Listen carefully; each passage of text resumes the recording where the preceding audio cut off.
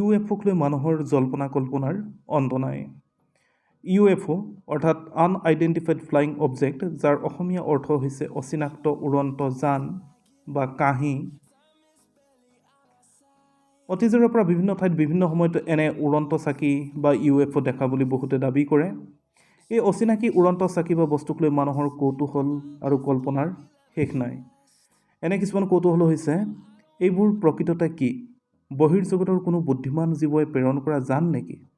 পিছে এই কৌতূহলৰ সঠিক উত্তৰ কোনো দিব পৰা নাই বাবেই ইয়াৰ নাম ৰখা হৈছে UFO বা আনআইডেণ্টিফাইড ফ্লাইং অবজেক্ট। বিভিন্ন দেশত বিভিন্ন সময়ত এনে উৰন্ত চাকি বা বস্তু দেখা পোৱা বুলি বহুতে দাবী কৰে। আমাৰ দেশ ভাৰতবৰ্ষৰো ভিন ভিন ঠাইত বহুতো লোকে এনে উৰন্ত চাকি বা UFO দেখা বুলি দাবী কৰাৰ লগতে আমাৰ ৰাজ্য অসমৰ ডিব্ৰুগড় জিলাৰ মাইজানতো এনে উৰন্ত চাকি বা UFO দেখা বুলি দাবী কৰে। UFO বা অচিনাক্ত উৰন্ত চাকিৰ বাবে মানুহে ভাবিবলৈ বাধ্য যে এই বিশ্ব ব্ৰহ্মাণ্ডত মানুহৰ উপৰিও মানুহতকৈ বেছি বুদ্ধিমান প্ৰাণী আছে, যিবোৰে পৃথিৱী ভ্ৰমণ বা পৃথিৱীত বসবাস কৰা মানুহৰ বিষয়ে অধ্যয়ন কৰিবলৈ সঘনাই পৃথিৱীলৈ আহে।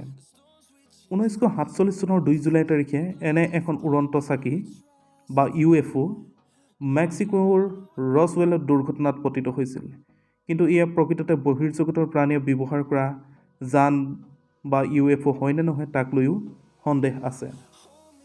ৱৰ্ল্ড UFO ডে অৰ্গেনাইজেশ্যন নামৰ সংস্থাটোৱে 1947 চনৰ 2 জুলাইত দুৰ্ঘটনাগ্ৰস্ত হোৱা UFO বা উৰন্ত চাকিৰ স্মৃতি সজীৱ কৰি ৰাখিবৰ বাবে 2 জুলাই তাৰিখটো বিশ্ব UFO দিৱস বা উৰন্ত চাকি দিৱস হিচাপে উদযাপন কৰিবলৈ 2001 চনত সিদ্ধান্ত গ্ৰহণ কৰে আৰু তেতিয়াৰে পৰা 2 জুলাই তাৰিখটো সমগ্ৰ বিশ্বই বিশ্ব UFO দিৱস বা ৱৰ্ল্ড UFO ডে বা ৱৰ্ল্ড আনআইডেণ্টিফাইড ফ্লাইং অবজেক্ট দিৱস হিচাপে উদযাপন কৰি আহিছে।